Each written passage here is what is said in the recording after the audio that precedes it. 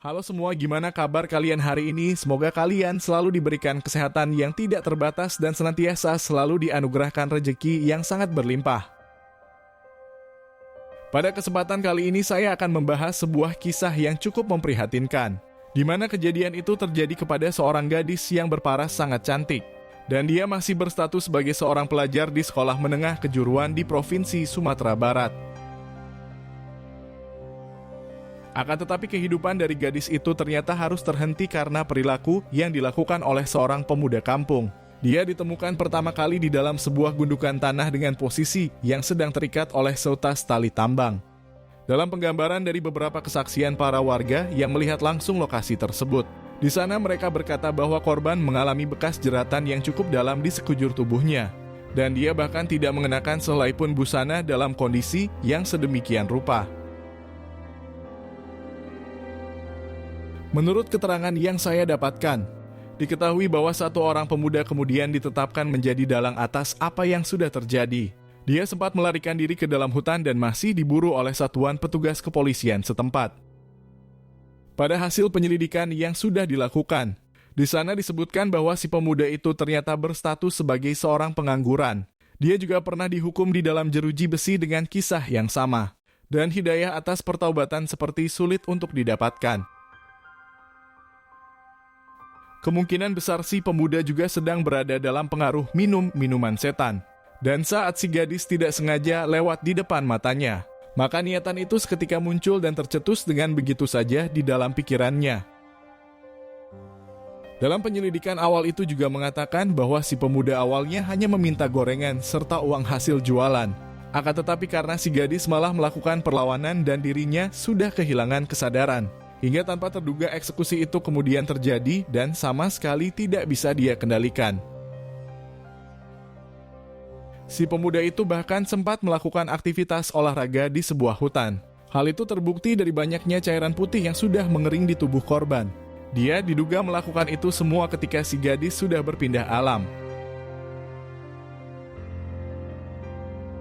Lalu bagaimana cerita selengkapnya atas peristiwa tersebut? Pada kesempatan ini saya akan membahasnya secara keseluruhan dan mengungkapkan beberapa fakta atas kejadian yang sebenarnya terjadi. Semoga dari sini kita semua bisa mengambil banyak pelajaran yang terkandung di dalamnya agar senantiasa kisah serupa tidak akan terulang kembali di hidup kita maupun keluarga terdekat kita. Si gadis yang harus bernasib buruk itu bernama Nia Kurniasari yang berusia sekitar 18 tahun. Dia bertempat tinggal di desa Nagari Kayu di Kecamatan Enam Lingkung di Kabupaten Padang Pariaman di Provinsi Sumatera Barat. Dalam kesaksian yang disampaikan oleh pihak keluarga, di sana mereka menceritakan bahwa karakteristik dari sang putri ternyata adalah seorang gadis yang cukup pendiam. Dia tidak banyak bicara dan hanya sesekali keluar rumah untuk sekedar nongkrong bersama teman-teman seusianya.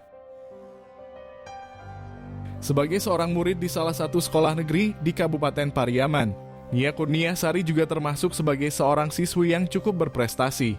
Dia sempat mendapat juara di kelas dan kemampuannya dalam memahami pelajaran dinilai sangat baik. Salah satu sahabatnya juga berkata bahwa Nia tidak pernah terlibat pertikaian selama di sekolah. Dia selalu berusaha untuk berhubungan baik dan selalu bersikap ramah serta sopan terhadap siapapun. Sementara itu kehidupan dari latar belakang keluarga gadis itu ternyata berasal dari keluarga yang berada di garis kemiskinan. Bapaknya hanya seorang petani yang berladang di kebun milik orang, dan ibunya adalah seorang yang bertugas mengurus rumah serta kedua adiknya yang masih kecil. Hingga kondisi tersebutlah yang kemudian membuat Kurniasari harus berjibaku untuk bisa mencari penghasilan tambahan. Dia dipaksa hidup secara mandiri di usianya yang masih remaja. Karena situasi finansial dari kedua orang tuanya hanya cukup untuk memenuhi kebutuhan makan dalam sehari.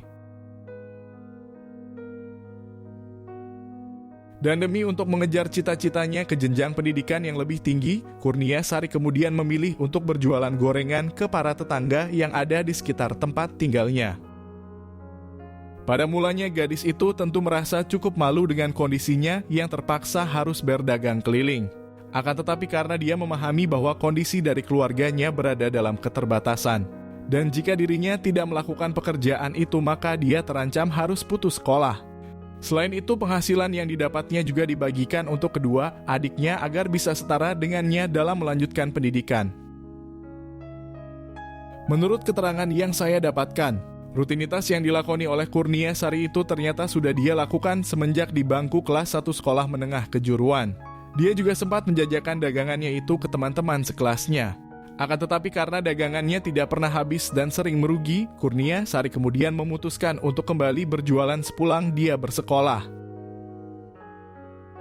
Gadis 18 tahun itu akan berkeliling dari jam 2 siang sampai jam 6 sore. Dia akan berjalan memutari desa hampir sekitar 10 km untuk menjajakan gorengannya, dan pulang ke rumah dalam keadaan merasakan sakit pada telapak kakinya. Hasil penjualan yang didapatnya itu juga selalu diberikan semuanya ke sang ibu. Dia hanya akan meminta uang senilai Rp10.000 untuk uang sakunya di sekolah. Perjuangan yang tentu sangat tidak mudah untuk dilakoni sebagian orang, kehidupan yang memaksanya untuk berjuang keras dan keinginan agar masa depannya lebih baik adalah pondasi kuat agar tetap bersemangat. Dalam salah satu wawancara yang disampaikan oleh sang ibu di salah satu kanal berita, wanita yang bernama Marlina dan berusia 44 tahun itu bercerita bahwa dia tidak pernah memaksa anak gadisnya untuk membantu perekonomian keluarga. Marlina juga mengungkapkan bahwa Kurnia Sari tidak pernah sedikit pun mengeluh sehabis pulang berjualan. Meskipun kakinya selalu direndam dengan air panas, Kurnia Sari selalu berusaha menunjukkan bahwa dirinya adalah wanita yang tangguh. Wajah yang ditampakkannya juga selalu sumringah. Pada beberapa momen gadis 18 tahun itu juga sempat mencurahkan isi hatinya yang paling terdalam. Di sana dia sempat meragukan mengenai masa depan pendidikannya. Dia bercita-cita ingin menjadi seorang dokter serta berkuliah di tempat yang terbaik. Namun pasti biayanya sangat mahal dan penjual gorengan sepertinya tidak akan mampu untuk membayarnya. Akan tetapi sebagai seorang ibu, Marlina tentu selalu menasihatinya agar tetap berkeyakinan mengenai kehendak Tuhan. Dia juga berkata bahwa setiap hasil jualannya tersebut, dirinya pasti akan menyisihkan uang agar sang putri bisa mengejar impiannya ke pendidikan di strata paling tertinggi. Sementara itu di sudut yang berbeda di satu desa yang sama, di sana hidup seorang pemuda yang selalu menghabiskan waktu setiap sore untuk ngopi santai di depan rumah. Pemuda yang bernama Indra Septriaman dan berusia 26 tahun itu juga berstatus sebagai seorang pengangguran. Dia sudah melakoni pekerjaan malas-malasan itu sejak lulus di sekolah menengah atas. Hingga bahasa halusnya bahwa dia sama sekali tidak pernah merasakan bekerja keras. Kehidupan yang dilaluinya selalu dipenuhi dengan sukacita menjadi beban keluarga. Sang pemuda juga dikenal sebagai seorang jagoan yang kesohor di kampung. Hal itu terbukti dari banyaknya coretan tinta yang berada di hampir sekujur tubuhnya. Menurut keterangan yang saya dapatkan, kehidupan yang dijalani oleh Indra Septriaman sebenarnya tergolong berada di garis kemiskinan. Bapaknya yang sudah berumur 50 tahun itu juga sudah sering sakit-sakitan. Faktor usia juga membuat sang ibu harus rebahan di atas ranjang kasur sampai seharian penuh. Akan tetapi hal itu lantas tidak membuat Indra merasa harus bertanggung jawab atas keluarganya. Karakteristik yang bengal serta pemalas membuatnya ogah untuk bekerja ke pabrik. Dan dia malah memilih untuk nongkrong ataupun berdiam diri di rumah tanpa pergerakan apapun untuk mendapatkan pundi rupiah. Menurut keterangan yang disampaikan oleh pihak keluarga dari si pemuda tersebut, di sana mereka bercerita bahwa selama ini pemuda itu hidup dengan bantuan saudara-saudara yang lain. Indra makan bisa di mana saja dan suka diberikan uang untuk sekedar jajan di warung Madura. Dalam dugaan awal atas kisah yang terjadi tersebut, pertemuan pertama antara Kurnia Sari dan pemuda itu kemungkinan terjadi ketika si gadis sedang berjualan di dekat rumahnya. Kurnia Sari membawa beronjong gorengan sambil menawarkan dagangannya itu. Saat itu Indra hanya mengamatinya dari kejauhan. Dari pengamatan tersebut Indra mengetahui kapan gadis tersebut melewati rumahnya. Dan Kurnia Sari pasti akan berhenti di dekat tempat tinggalnya sekitar jam 3 sore. Sebagai seorang penjual keliling, gadis itu tentu harus berjumpa dengan para pemuda desa termasuk Indra. Di sana dia tidak boleh malu untuk menawarkan dagangannya. Sebab Kurnia Sari harus dituntut ramah pada siapapun. Meskipun orang yang ditawarinya sering cuek, namun gadis itu selalu memilih untuk tersenyum. Hingga takdir pertemuan dari keduanya ternyata membawa petaka yang tidak pernah terbayangkan sebelumnya, sebuah tragedi yang menggemparkan seisi desa bahkan sampai masuk ke kanal berita nasional. Dalam kesaksian yang disampaikan oleh salah satu tetangga si pemuda, di sana dia sempat melihat Indra sedang nongkrong di depan rumahnya dan ada satu botol minuman setan yang berada di hadapannya. Kemungkinan besar halusinasi dari pemuda itu yang membuatnya sedikit hilang kesadaran hingga ketika jadwal Kurniasari berjalan di depan rumahnya membuat dia berpikiran yang macam-macam. Dampak dari minuman setan memang selalu membuyarkan rasional dari seorang manusia. Terlebih pemuda ini juga berlatar belakang buruk dan cukup dikenal rese di lingkungan tempat tinggalnya. Dari sini kemungkinan besar Indra kemudian memiliki rencana untuk mengikuti penjual gorengan itu dari belakang. Di sana dia memang sedang berada pada kondisi yang sulit secara finansial. Dan meminta jatah gorengan serta uang dari hasil penjualan sepertinya dipilih sebagai sebuah solusi yang pasti.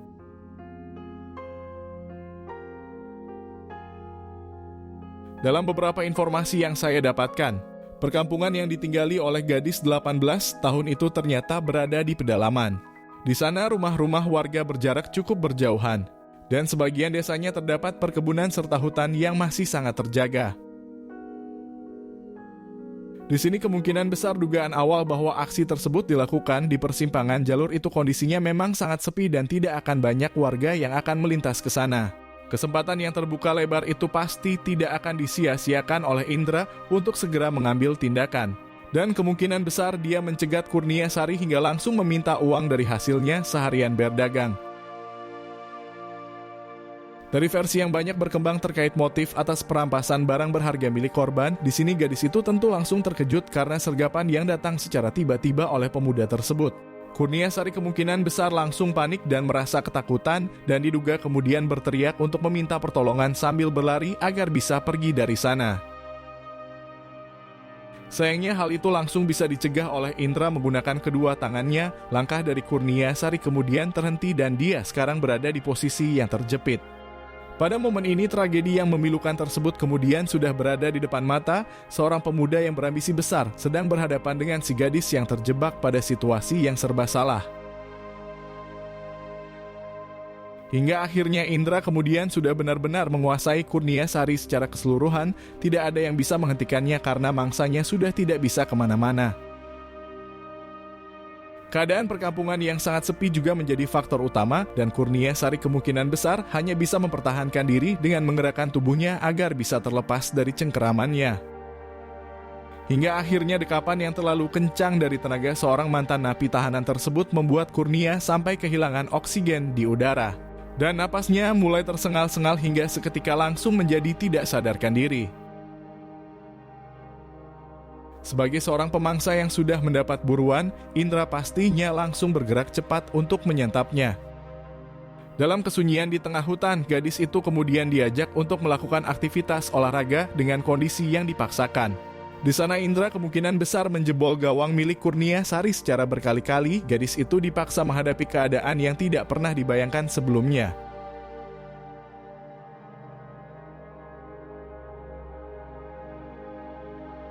Singkat cerita, setelah melakukan aksi yang membabi buta terhadap gadis tersebut, Indra diduga langsung melakukan sebuah eksekusi sebagai puncak atas tindakan yang sedang terjadi.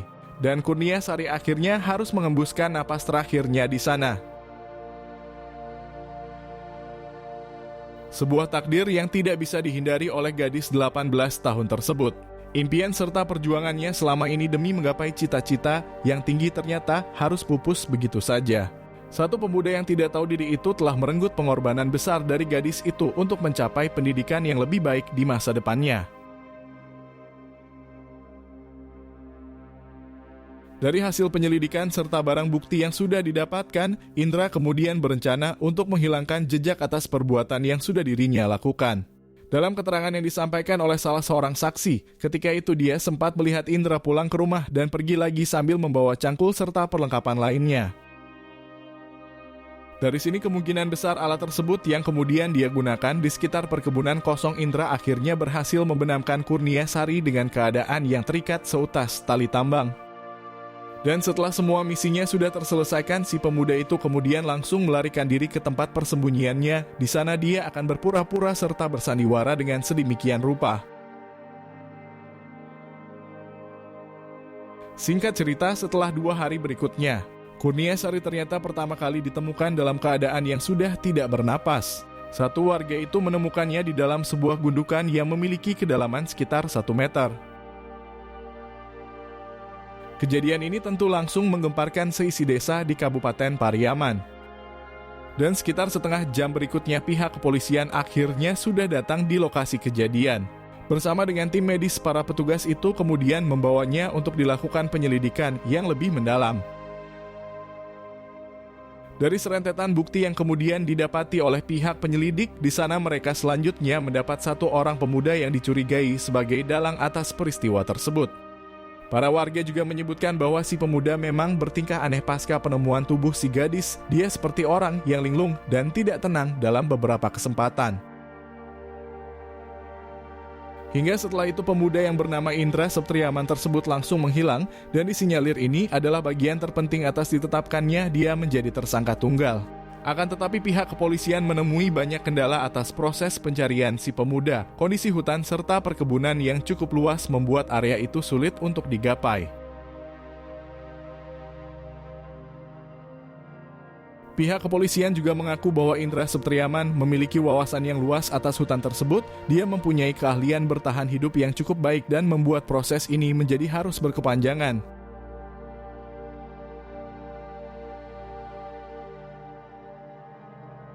Sementara itu pihak keluarga dari Kurniasari tentu meminta agar peristiwa ini segera dituntaskan. Mereka ingin semuanya berlangsung adil dan si pelaku dapat ditangkap untuk mendapat hukuman yang setimpal. Menurut keterangan yang saya dapatkan, pada beberapa artikel menyebutkan bahwa vonis awal yang akan diberlakukan kepada si pemuda itu adalah hukuman selama 15 tahun kurungan di dalam penjara. Namun proses itu masih panjang dan yang terpenting si pelaku segera untuk ditangkap.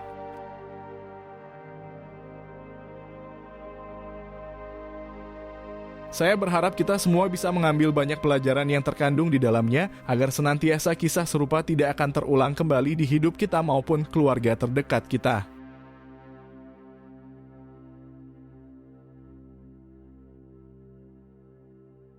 Terima kasih sudah menonton video ini sampai habis. Berikan admin dukungan dengan menekan tombol suka dan tuliskan pendapatmu di bawah kolom komentar.